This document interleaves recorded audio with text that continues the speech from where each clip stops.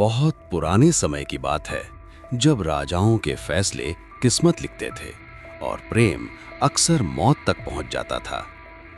अरामी के घने जंगलों के बीच बसा था चंद्रगढ़ राज्य। ये राज्य जितना सुंदर था उतना ही रहस्यमय। चंद्रगढ़ के राजकुमार थे वीर प्रताप सिंह। लंबा कद, तेज आंखें और युद्ध में अपराजय। राज्य की हर लड़की उसका नाम सुनते ही सपने देखने लगती थी। राज्य के बाहरी हिस्से में एक छोटा सा गांव था। वहीं रहती थीं दो सगी बहनें। अनाया, बड़ी बहन, सीधी साधी, दयालु, शांत स्वभाव की। लोग कहते थे इस लड़की की आंखों में सच्चाई बसती है। काव्या, छोटी बहन, बेहद सुंदर लेकिन भीतर से अस्थिर। उसे जो चाहिए होता वो किसी भी कीमत पर चाहिए होता। राजकुमार से पहली मुलाकात। एक दिन राजकुमार शिकार के लिए गांव के पास आए। उनका घोड़ा घायल हो गया। अनाया ने बिना डर के उसका इलाज किया। राजकुमार उसकी सरलता पर मोहित हो गया। काव्या ये सब दूर से देख रही थी। उस दिन उसके मन में पहली बार जलन ने जन्म लिया। कुछ ही दिनों बाद राजमहल से घोषणा हुई कि राजकुमार वीर प्रताप सिंह विवाह करेंगे। राजकुमार ने साफ कह दिया, मैं अनाया से विवाह करूंगा। काव्या के लिए यह फैसला जहर बन गया।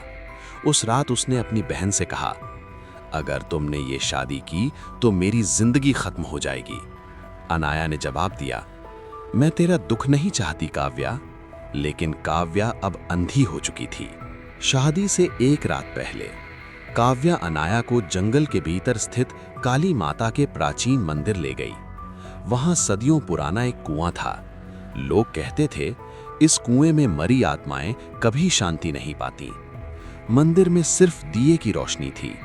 काव्या ने कहा, देवी से आखिरी आशीर्वाद ले लो दीदी।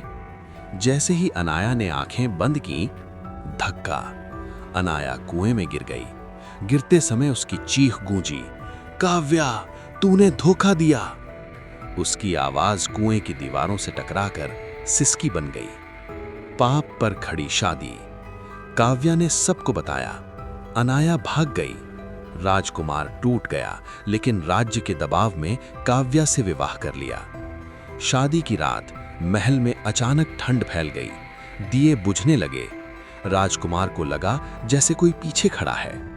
आत्मा की वापसी। उस रात काव्या ने पहली बार देखा। आईने में अनाया खड़ी थी। सफेद साड़ी, गले में कुएं की रस्सी, आंखों से काला खून। अनाया बोली, बहन, तूने मेरा जीवन छीना, अब मैं तेरा सब कुछ लूंगी। महल पर श्राप लग गया। हर रात किसी के रोने की आवाज, घुंघरुओं की कनक, दीवारों से टपकता खून। राजकुमार बीमार पड़ने लगा। नौकर गायब होने लगे। जो लौटते वे पागल हो चुके होते। एक दिन एक बूढ़ी दासी ने कहा, ये आत्मा बदले के लिए लौटी है। राजकुमार को सच्चाई पता चली। उसने काव्या से पूछा। काव्या चिल्लाई, हाँ, मैंने मारा उसे क्योंकि मैं तुमसे प्यार करती थी। उसी पल महल की सारी मोमबत्तियां बुझ गईं। अंतिम रात कुएं से आवाज आई, अब बारी तेरी है। काव्या दौड़ती हुई उसी कुएं तक पहुंची। राजकुमार पीछे पीछे गया। अचानक अनाया की आत्मा प्रकट हुई। काव्या ने चीखते हुए कुएं में छलांग लगा दी। राजकुमार भी उसी रात मर गया। भयानक विरासत। आज चंद्रगढ़ सिर्फ खंडहर है।